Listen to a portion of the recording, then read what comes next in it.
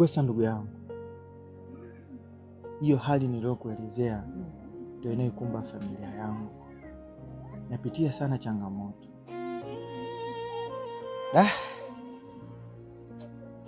Mapole. Pole sana rafiki yangu. Lakini usijali. Hizo changamoto ni sehemu ya maisha yetu. Ninaamini kuna wakati zitapita na utaishi kwa amani.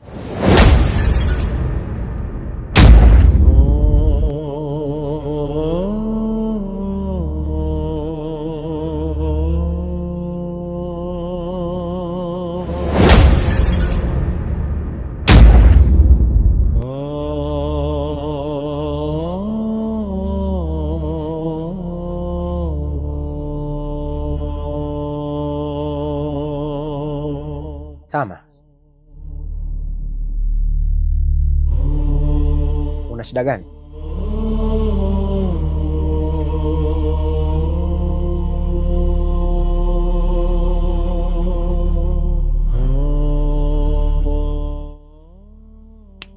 Kikwesa, hongera sana ndugu yangu. Natamani siku moja hali hii nilojionea kwa mke wako ije kunitokea kwenye maisha yangu. Hongera sana ndugu yangu. Inaonyesha kabisa mke wako ni mjamzito, na mimi natamani sana siku moja nitokee. Kwaheri.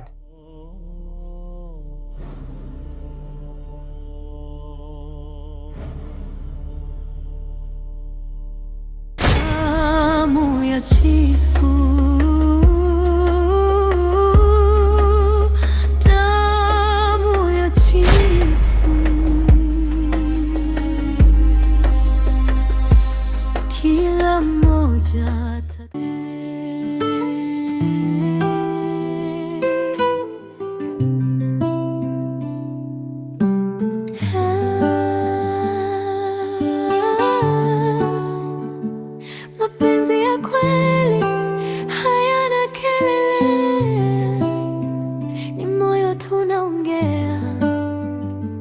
kijijini hapa, chini ya maji yanayovuma, na kuona kila siku, moyo wangu una huruma.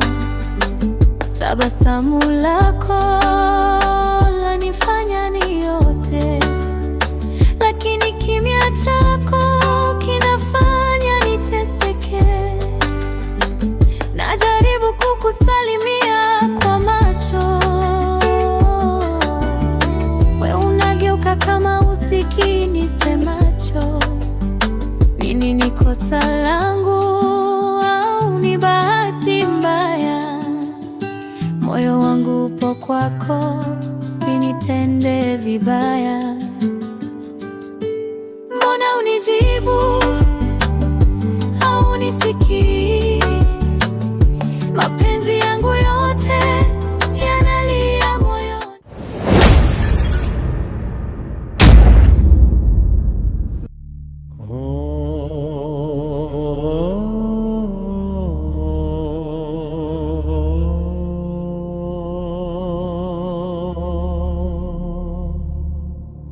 Mbuli, sijapata salamu yako Mboza. Una sauti nzuri ya kuimba, huwa nasikia na imaya wote wakikusifia, lakini jiangalie, hiyo sauti yako utakuja kuimbia chini ya ardhi. Kwa nini binti chifu? Wewe ndio unajifanya sana mrembo wa imaya ya Ruamba. Hapana binti chifu. Sasa kama hapana, kwa nini unakalia kiti ambacho nakalia mimi? Unataka kifo eh? Unamaanisha nini? Nisikilize Mboza kwa umakini. Kuanzia sasa hivi sitaki uwe na ukaribu na ule mtu wa msituni, na nikikukutana naye hiyo siku ndio itakuwa mwisho wa maisha yako.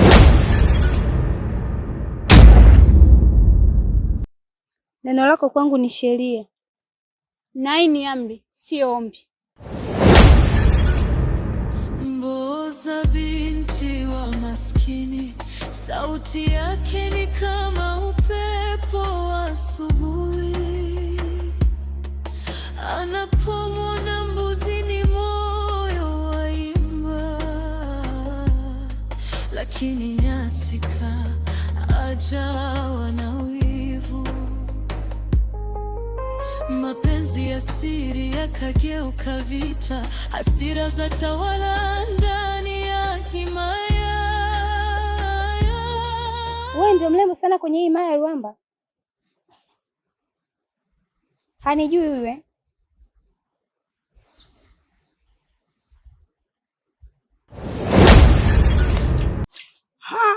Binti Chifu hadi huku tena, namuonekana anagombana na mwanaima yake. Una nini tena?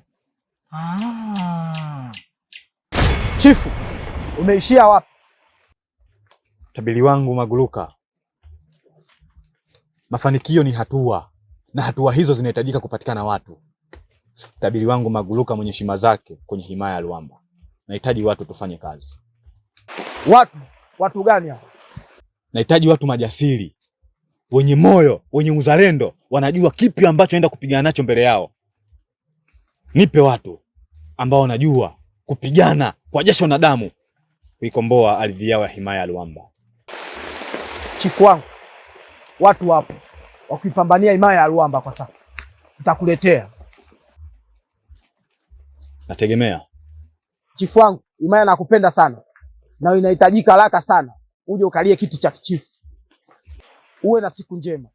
Mioyo ya watu imejaa hofu, uzini, mtoto wa porini, alama mgongoni, siri ya zamani.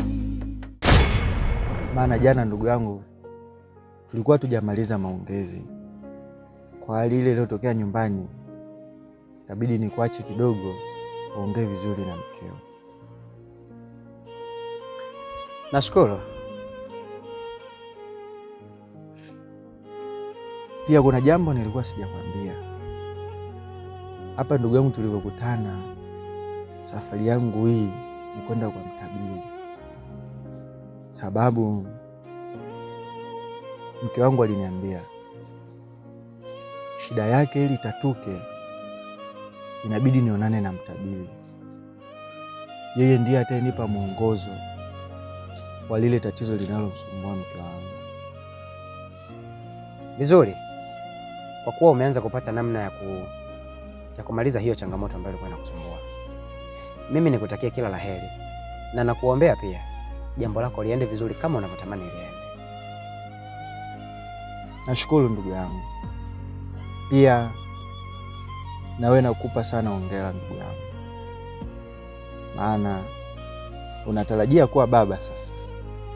Maana kwa dalili zile mkeo ni mjamzito kabisa. Ni kweli, lakini ikiwa kweli kama ilivyo kweli yenyewe, Mapule, sio kila kobe aloinama anatunga sheria. Wakati mwingine inaweza kuwa ni magamba yamemzidi uzito. Kikwesa, sisi wanaume siku zote wote tunatamani sana kupata kitu kama kile nilichokiona kwako ndugu yangu. Kuitwa baba ni jambo kubwa sana ndugu yangu Kikwesa, na ni jambo la kujivunia mno. Najua unayapenda sana maisha yangu, unavutiwa nayo na kuyatamani, lakini mimi mwenyewe kuna wakati sipendi maisha ambayo naishi. Ni vile nalazimika kuyakubali na kuyaishi kwa sababu tayari ni ya kwangu. Hivyo ni vizuri sana kama ukiyapenda maisha yako na kuyaishi.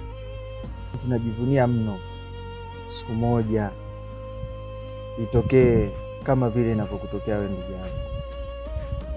Kuitwa baba si jambo dogo, ni jambo kubwa sana la kujivunia. Na ndio maana unaona ndugu yako sasa natoa mguu wangu nenda kwa mtabiri ili anisaidie na kunipa suluhu ya tatizo linomsumbua mke wangu. Kuna uvumi ulisambaa hapa katika himaya. Nadhani uvumi huu hata wewe utakuwa umekufikia, kuwa chifu amemwingilia mke wangu tena kwa nguvu. Sasa baada ya hilo tendo, mke wangu amekuwa mjamzito. Unadhani hapo nina cha kufurahia wala kujivunia? Kwa hiyo ndugu yangu Kikwesa, nataka uniambie lile tukio alilofanya chifu kwa mke wako ndo limepelekea mpaka kupata ujauzito? Hivyo ndivyo ilivyo. Ndio maana nikakwambia kwamba furahia na yapende maisha yako. Yaani mimi mwenyewe maisha ambayo naishi siyapendi. Kichwa changu kina vitu vingi mno. Moyo wangu umeelemewa na uzito mkubwa sana. Kikwesa, ila naanza kuamini sasa. Kila chozi lenye furaha lina maumivu ndani yake. Pole sana ndugu yangu. Nimeshapoa na tumeongea mengi kwa leo. Nadhani inatosha sasa. Ila nakuamini sana shujaa wetu mwindaji. Nikutakia siku njema ndugu yangu. Mapure kula kwenda na Sadina jini mgeni.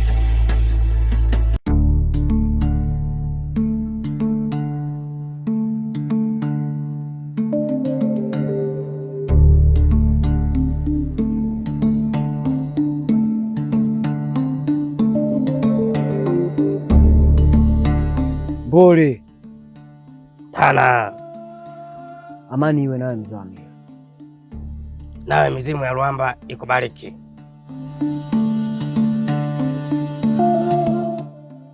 Kitola mlinzi mkuu, unaenda wapi saizi?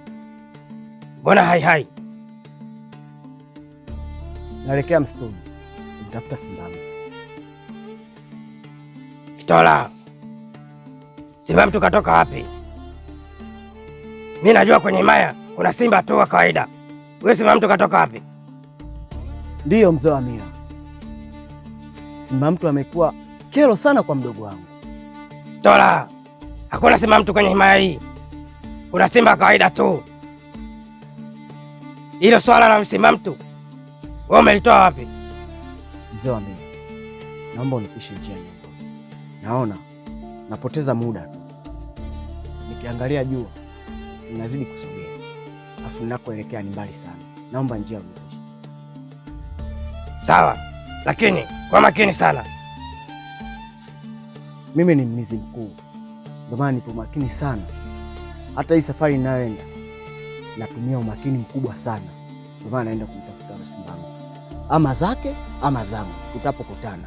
Kitora mlinzi mkuu mwenye mamlaka, sauti yake ni amri, mkono wake ni sheria, katili kwa wasi, jasiri vitani, hakuna anayevuka lango bila ruhusa yake. Kiguzo mzee wa Tama, mke wangu, ukiyatazama haya mazingira yote ya hili shamba ni ya kwetu mimi na wewe. Ukubwa wote wa hili shamba na mazao yote yaliyomo humo ndani, wamiliki ni mimi na wewe. Lakini nataka nikuulize swali ili na mimi leo nijifunze kitu kutoka kwako. Sawa, niulize. Hivi kama ikitokea mimi na wewe tumeliandaa shamba letu vizuri kabisa kwa ustadi mkubwa na upendo, halafu ikatokea akaja mtu na mbegu zake akapanda kwenye shamba ambalo sisi tumeliandaa, unadhani mazao yatakayotoka kutokana na kilichopandwa, nani anafaa kuwa mmiliki halali? Ni sisi wenye shamba au ni yule aliyekuja kupanda kwenye shamba letu? Itakuwa ni la kwetu, mume wangu. Vizuri, na umejibu vizuri sana. Lakini swali langu la pili, umejifunza nini kutokana na haya maelezo na maswali niliyokuuliza. Mume wangu, maswali yako ni ya mitego sana na maneno yako yamejaa mafumbo. Nashindwa hata kung'amua, lakini nahisi kitu.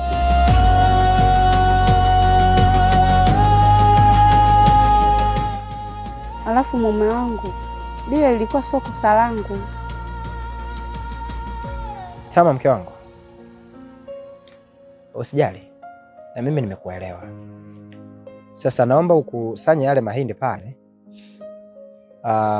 Funga kabisa mizigo yako vizuri, ambayo unaweza kubeba wewe, utabeba mwenyewe. Mengine nitakusaidia mimi. Nafikiri ni wakati wa kurudi nyumbani sasa. Naomba ufunge mizigo tuondoke. Kikwesa mwindaji, jasiri wa misitu, mwenye hekima kuliko mkuki wake, anawinda si wanyama tu bali hila za watu, mlinzi wa haki katika ardhi ya mababu. Damu ya chifu, damu ya kifalme, siri zikifichwa siku moja zitafichuka. Moto wa himaya uzimwi kirahisi, kila jina lina historia yake. Na Mkumbi,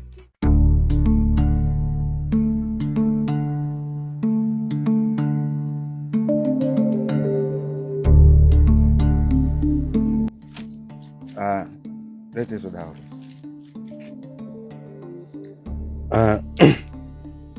Nadhani wakati tunachoma hizi dawa nimekupa maelekezo vizuri. Ndio baba. Na maana kukuelekeza ili hata kesho na kesho kutu mimi sipo, unatakiwa ujue jinsi gani ya kumsaidia mtu ili aweze kupona. Unaona haya mafungu mawili, ukisema uchanganye kwa mara moja na ukachemsha, unatengeneza sumu. Sumu? Baba, itakuwaje ni sumu wakati hizo ni dawa? Ili isiwe sumu, kila dawa chemsha peke yake. Na dawa hizi ambazo nimekuelekeza zina utofauti mkubwa sana na zile ambazo nimekuelekeza nyumbani. Kwa kama mtu anahitaji baya, ndio una uwezo wa kuchanganya hizi kwa pamoja na ukampa akatengeneza sumu, na yule mtu baya likamkuta. Ila sikia, kuwa makini sana katika makafara ambayo unayafanya. Usipokuwa makini, hata wewe naweza akakudhuru. Baba, nakuahidi nitafanya kama ulivyonielekeza.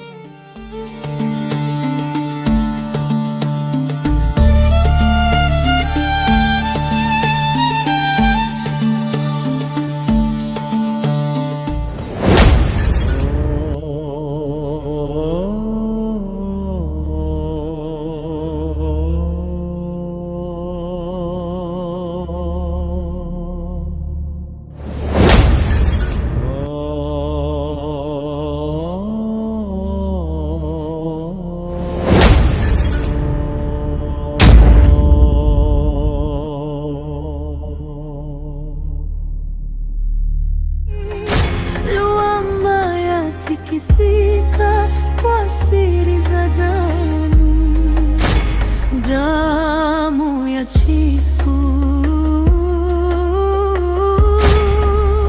damu ya chifu,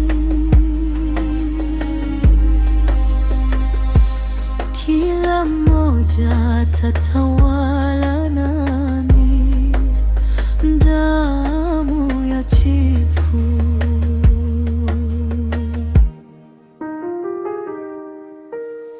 Chifu mkubwa analinda enzi, lakini kivulini usaliti wa malkia, vikao vya siri nyuma ya moto.